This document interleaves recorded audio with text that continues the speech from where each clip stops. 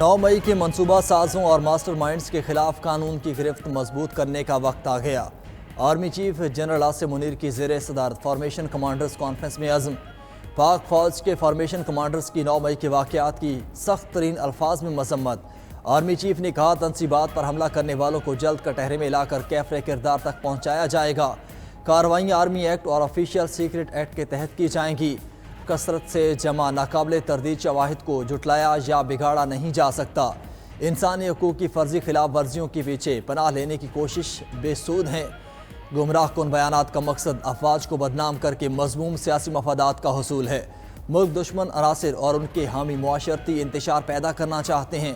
شرکا نے عزم ظاہر کیا، مخالف قوتوں کے ناپاک عزائم ناپاک بنانے کی راہ میں ہر کوشش سے آنی ہاتھوں سے نمٹا جائے گا۔ فورم کا فوج، قانون نافذ کرنے والے اداروں اور سول سوسائٹی کے شہداء کو خراج عقیدت۔ کانفرنس میں corps commanders, principal staff officers اور تمام فارمیشن کمانڈرز نے شرکت کی۔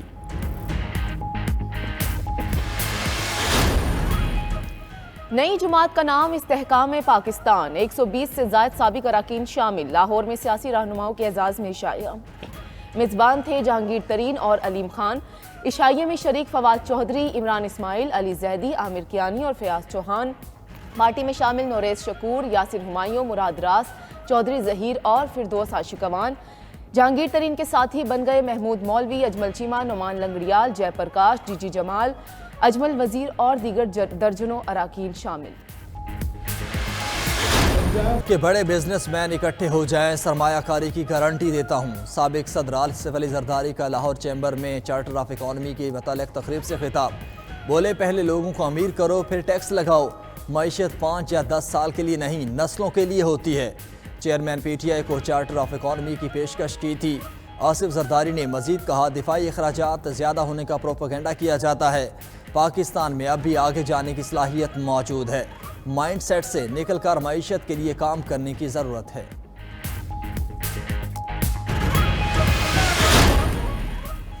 وفاقی وزیر اطلاعات مریم اورنگزیب کہتی ہیں کہ 9 مئی کے واقعات کا ذمہ دار چیئرمین پی ٹی آئی ہیں۔ اس شخص نے ملک کو تباہ کرنے کا بیڑا اٹھایا ہوا ہے۔ یہ 9 مئی ایسے نہیں ہوا اور سائفر ایسے ہی نہیں لہرایا گیا۔ 2018 میں ایک مائنڈ سیٹ کو ملک پر مسلط کیا گیا۔ چیئرمین پی ٹی آئی نے 4 سال میں معیشت کا جنازہ نکالا۔ اتحادی حکومت معیشت کو درست سمت پر لانے کے لیے کام کر رہی ہے۔ معاشی استحکام سیاسی استحکام کے بغیر نہیں آ سکتا۔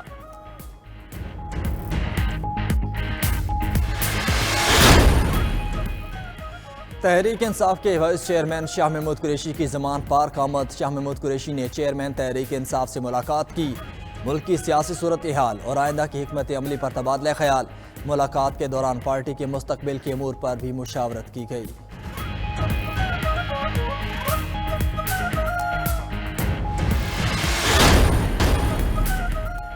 توشہ خانے کی گھڑی کی جعلی رسید دینے کے الزام۔ چیئرمین پی ٹی آئی کے خلاف اسلام آباد میں مقدمہ درج۔ چیئرمین پی ٹی آئی کے خلاف فراڈ کا مقدمہ 6 جون کو تھانہ کوہسار میں درج کیا گیا۔ فراڈ، نوسر بازی اور ہیرا پھیری کی دفعات شامل۔ ایف آئی آر دکاندار نسیم الحق کی مدعیت میں درج کی گئی۔ مقدمے میں بشرا بی بی، زلفی بخاری، شہزاد اکبر فراگوگی اور دیگر نامزد۔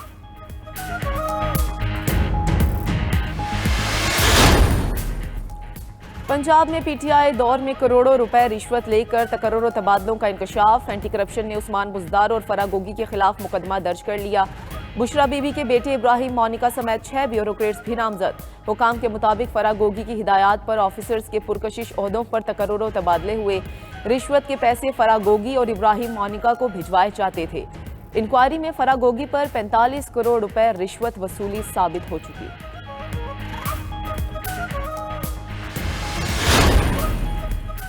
القادر ٹرسٹ کیس، نیب نے بشرا بی بی اور ان کے خاندان کو طلبی کا نوٹس موصول کرا دیا۔ نوٹس میں 13 جون کو نیب میں پیش ہونے کا کہا گیا۔ 190 ملین پاؤنڈ اسکینڈل کی تحقیقات میں نیب کا ملک بھر میں 5 ایکسائز محکموں کو خط۔ Chairman P T I Bushra be be, Zulfi Bukhari اور شہزاد اکبر کی گاڑیوں کا ریکارڈ طلب کیا گیا۔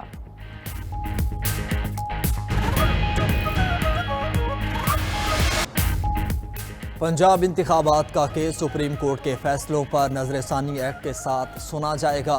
14 مئی کو انتخابات کے فیصلے پر عمل درآمد ممکن نہیں، مگر یہ فیصلہ تاریخ بن چکا۔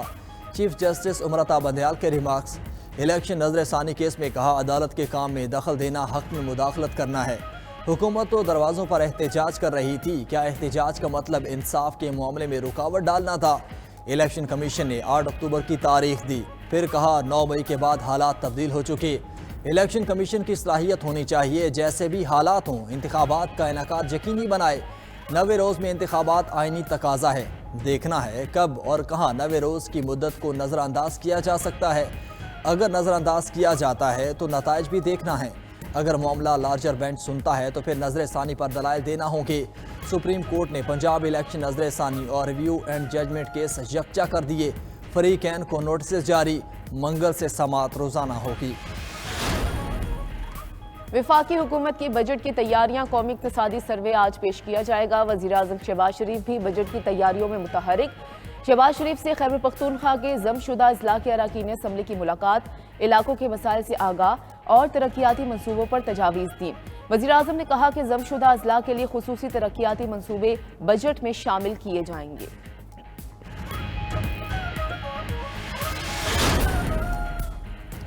آئندہ مالی سال کے بجٹ میں نان فائلرز کے لیے ٹیکسز میں اضافے کی تجویز، آٹو سیکٹر کے لیے پاکستان بزنس کونسل نے تجاویز دیں۔ کہا بجٹ میں نان فائلرز کے لیے گاڑیوں پر ٹیکس میں اضافہ کیا جائے۔ نان فائلرز کے لیے گاڑیوں پر ایڈوانس انکم ٹیکس میں دوگنا اضافہ کیا جائے۔ انجن کیپیسٹی کے بجائے خریداری رسید پر ود ہولڈنگ ٹیکس کی تجویز دی گئی۔ بجٹ میں بینکوں سے رقوم نکلوانے پر ود ہولڈنگ ٹیکس لگانے کی بھی سفارش۔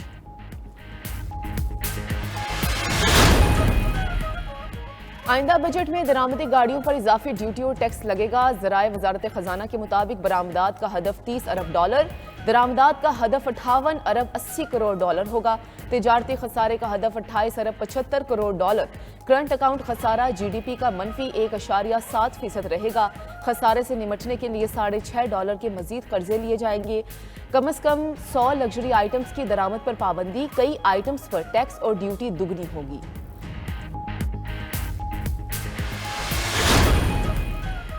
آئندہ مالی سال کے بجٹ میں تنخواہوں اور پینشن کے بل میں اضافہ ہوگا۔ ذرائع وزارت خزانہ کے مطابق نئے مالی سال کا تنخواہوں کا بل 20% تک بڑھے گا۔ پینشن کے بل میں 25 سے 30% تک اضافے کا امکان۔ نئے بجٹ میں پینشن کے لیے 780 ارب روپے مختص کرنے کی تجویز ہے۔ رواں مالی سال پینشن ادائیگی کے لیے 609 ارب رکھے گئے تھے۔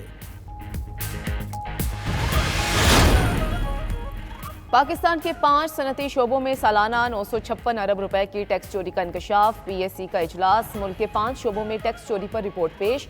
رپورٹ عالمی ریسرچ کمپنی ایسوسی ایشن کی طرف سے جاری کی گئی۔ ریئل اسٹیٹ، چائے، سگریٹ، ٹائرز، آئل اور فارماسیوٹیکل سیکٹر شامل۔ صرف ریئل اسٹیٹ سیکٹر میں سالانہ 500 ارب روپے کی ٹیکس چوری کا انکشاف کیا گیا۔ سگریٹ انڈسٹری میں سالانہ 240 ارب روپے کی ٹیکس چوری جاری۔ چائے کے شعبے میں سالانہ 45 ارب، ادویات کے شعبے میں 65 ارب کی ٹیکس چوری کا انکشاف۔ ٹائرز اور آئل سیکٹر میں سالانہ 106 ارب کی ٹیکس چوری ہو رہی ہے۔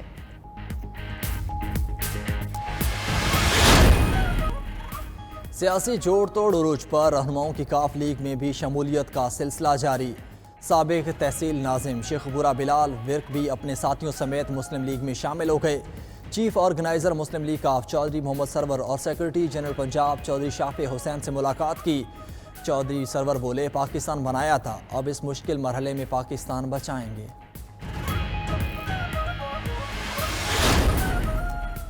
وزیر خارجہ بلاول بھٹو زرداری کی نجف میں حضرت علی کرم اللہ وجہ کی مزار پر حاضری۔ امت مسلمہ کے اتحاد، پاکستان کی سلامتی اور عوام کی خوشحالی کے لیے دعائیں کی۔ بلاول بھٹو نے روضہ امام حسین علیہ السلام پر بھی حاضری کی۔ روضہ امام حسین پر سلام پڑھا اور نماز ادا کی۔ بلاول بھٹو حبیب ابن مظاہر رضی اللہ تعالیٰ عنہ کی تربت پر گئے۔ مقام شہداء پر بھی حاضری دی، گنج شہداء پر نماز ادا کی۔ بلاول بھٹو کی عراق میں امام ابو حنیفہ رحمۃ اللہ علیہ کے روزہ مبارک پر بھی حاضری۔ وزیر خارجہ کے نے گورنر کربلا نصیف جاسم الخطابی سے بھی ملاقات کی۔